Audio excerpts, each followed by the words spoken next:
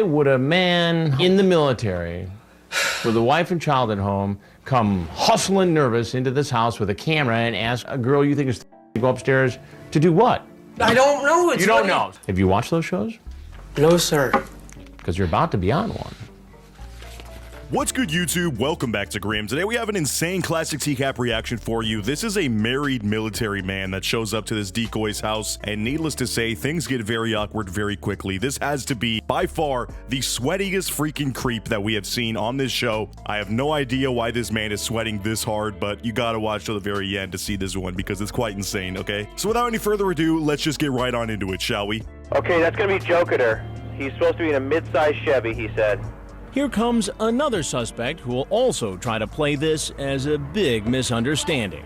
He's 33-year-old Ernest Timmons, a mechanic for the United States Air Force, calling himself Joker 34. So yeah, like they just said in this intro, this guy is a military man that is showing up to the house here in the middle of the night, expecting for the parents to be gone. His handle is Joker 34. I'm not sure if that was supposed to be Jokester, and he just doesn't know how to spell. I'm just gonna guess this guy is pretty dumb and very nearly illiterate, because I just expect that from these creeps, okay? You gotta be a pretty stupid person to be showing up to a house like this, or even talking to somebody like this online. You just have to be a stupid person, so I'm gonna just guess that he misspelled his username here. Anyways, let's see him venture on into the house. Then the military man asks the decoy for a photo. Do you have a picture of I could see, please? I don't have my camera. You could bring one. I don't know. This guy is an absolute moron if he followed through with that. But I love when they ask them to bring props. It really just adds a special, essence to that specific episode. And here he comes, camera at the ready. Online, he told the decoy that he wouldn't be able to stay for long. Glad you can make it. No idle chit-chat for this man. He wastes no time making it clear he wants to get busy. Dude, this guy is so awkward, first of all. Like, say a single word, dude. You're just pulling up with a camera in hand, not saying anything, like you're some sort of passive vlogger, which those didn't even exist back in this day. So, dude, you gotta be at least speaking. Have some normal interpersonal people skills here. I know you're super sketched out and you think this is a setup. It is, definitely. Don't let me fool you out of thinking that one. But, still, you could be a little bit more nice to this decoy that is inviting you into their house. But this man's on a mission. He's got the camera in hand, not saying a thing, until he snaps that shutter button and gets the shots that he needs, which is just terrifying if you ask me. Come sit down. I made some brownies. You want some? Oh, no. Are you sure? Yeah, can we just go upstairs for a little bit? Oh, let's just hang out here for a little bit. Why don't you sit down? Okay. Well, I need Just to get sit going here down. a It'll little be bit. fine. Yeah. His eyes were bugging out of his head, so I knew he was either gonna do something really quick or he was just gonna take off. This dude is freaking nervous. I mean, usually there's a level of nervousness with these guys when they step foot into this house, but this one is next level. He is reminding the decoy pretty much instantly that he could not be staying around for very long and does have some things he needs to do today. It's like probably 11 at night or like 1 in the morning. Usually they're coming in the middle of the night, so I have no idea exactly what you need to be getting around to do, but this dude thought he could just slide in, take some pictures, and leave, which is so messed up. I can't even begin to explain how messed up that is, but quite ballsy also. Like, this dude just has no regard for anybody else except for himself. He's getting in and out. It's a quick operation. Yo, I know the best part's about to happen, the reveal here, so before we get into that, I do have to shout out the Patreon real quick. I'm gonna be uploading a new episode tomorrow, but there you can catch face cam reactions of content I simply cannot post on YouTube, whether it's, against their guidelines or just stuff I simply can't have on this channel. That's where you can find it. So if you want to find another way to support me for just $5 a month, you can get multiple bonus episodes a month full of amazing reactions. As always, I gotta shout out this month's Grim Squad Overlord on a 2-month streak, wtfcatboy, coming in with a crazy support. Anyways, let's get back on into the video. Well, weren't you going to bring me lotion or anything? Oh, no, I don't have any. Oh, because I thought you were going to teach me some stuff, that's all. Yeah, is everything okay? Yeah, everything's fine. Yeah, actually, everything is just fine, but I need you to have a seat right there, friend. Yes, sir. Put the camera down. Just have a seat, please. Oh my, so this dude instantly goes into like a fawning response, just totally caught like a deer in headlights. He doesn't know what to do as soon as Chris pulls out here. That was not a good choice of words. As soon as Chris pops out here. But yeah, I think honestly the dude was about to step away and leave the house right before Chris came out. He could sense something was up. I mean, these decoys are good actors and actresses, but also they're just, they're young. They're not official with the whole acting thing, so they could be showing some nervousness, especially as you have the operator talking in their ear, telling them what to say, what to do, and how to avoid these creeps as they're making their advances. But this dude sensed something was up and was about to bolt out the door, but thankfully Chris nabbed him right before he was able to make his lucky escape. Obviously, he would not have gotten far. They still have the police waiting right outside, but still, that would have been kind of fun to see him just bolt right away. Now watch how fast his story changes, from a man appearing eager to take photos of our decoy to a mere victim of circumstance. My friend told me to come here to bring the camera and... Your friend told you to come here? Yes, sir. And who's your friend?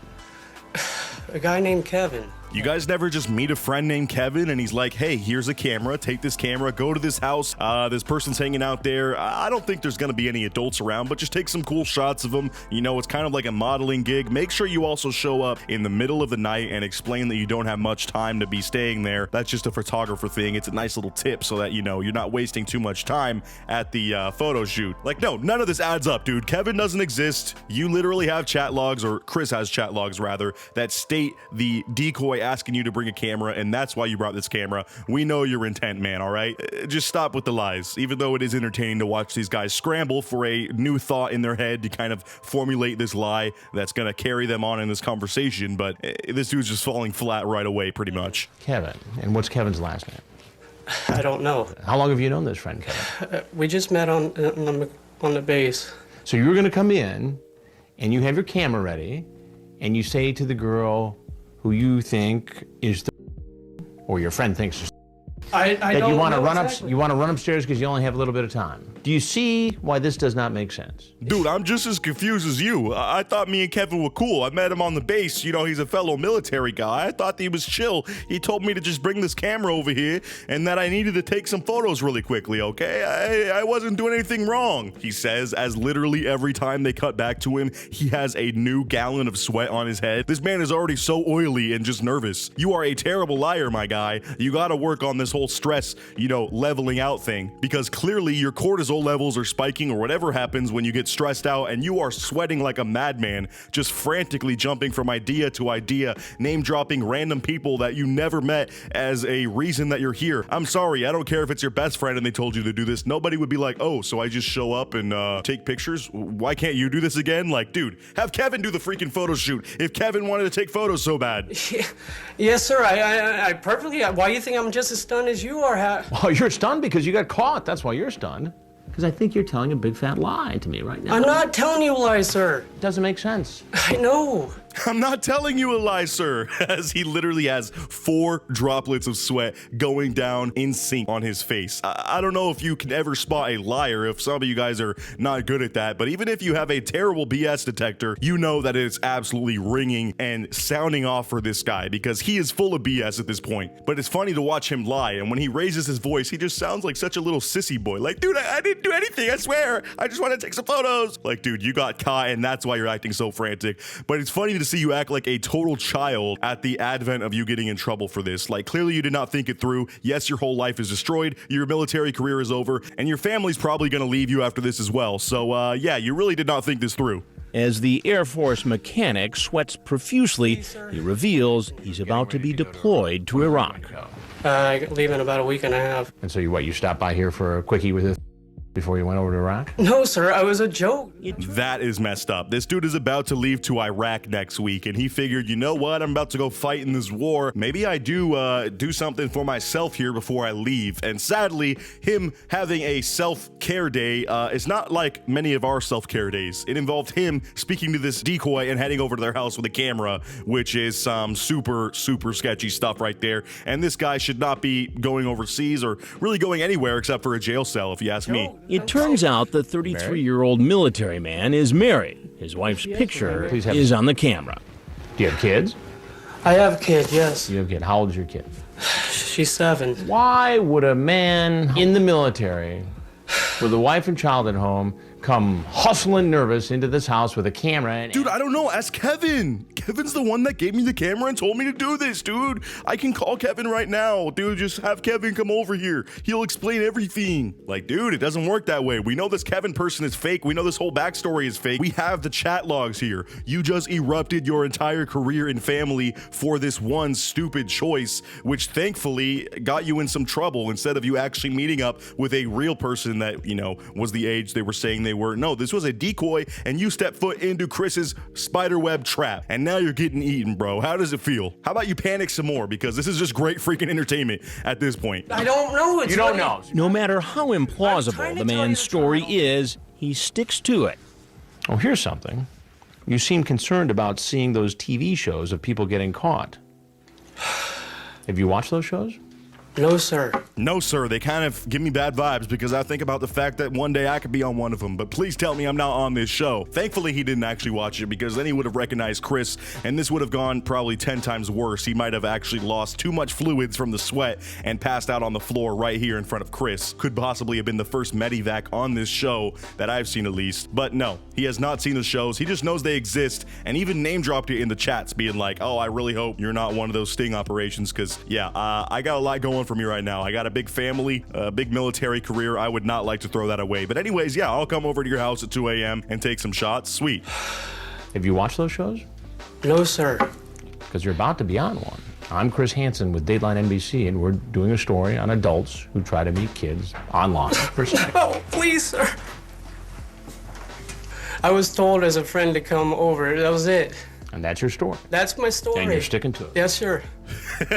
He's still running with this story. Instantly breaks down in tears as soon as Chris does the reveal, which, by the way, hashtag money shot, bro. That is the reaction we want, is a complete emotional eruption as soon as these guys are told that they're being filmed on this documentary series. That's something I've always wanted, is for somebody to just instantly cry. And thankfully, this dude gives out a few tears before running back to the Kevin story saying, dude, I was just told as a friend to come over here and take pictures. I'm an innocent bystander. But we simply do not believe that, and neither does Chris. So finally, he's going to be wrapping it up and being taken away by the police. So let's see that part, shall we?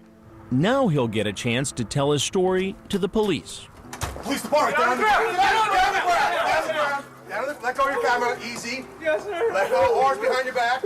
Relax. So more tears are flowed as he's put down on the ground into cuffs, and he's hauled away to basically face trial. Apparently, this is a quite crazy ending here. At the very end of all this, while he was awaiting trial for this, he actually passed away of liver failure. So I don't really know if that's a good ending or a bad ending. I think that us taxpayers saved a few cents on, you know, housing this guy in a prison for a while. But other than that, kind of a weird ending, honestly. But this story that this dude was running with was absolutely insane. One of the worst lies I have seen on this show so far, and he was really running into the ground with that. He had no other plans, no other exit strategy, just, you know, my friend Kevin told me to come over here with a camera, and I obliged because I listened to everything Kevin says.